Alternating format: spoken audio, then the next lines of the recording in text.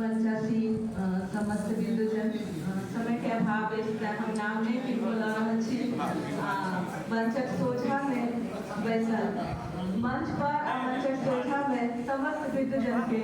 सादर प्रणाम करें अपन शोध प्रस्तुत कर जा रहा छी कोशिश करें छी जे एकर हम सार प्रस्तुत करी समस्त भारतीय साहित्य में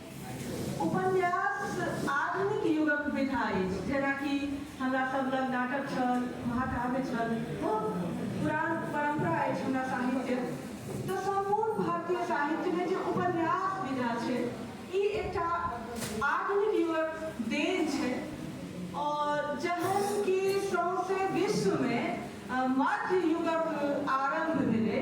जखन मध्य युगक निर्माण भेलै मध्य युग उत्पन्न भेलै तखने जे छै से उपन्यास विधा सेहो जे छै से जन्म लेलकै जेना कि हम सब ई बात जानै छी जे जीवन के सबसे निकट विधा उपन्यासे मानल जाइ छै जीवनक जे छै से यथार्थ चित्र के जे कही कि एकटा अभ्यास सेहो सबसे बेसी उपन्यासे में पहले आरंभ में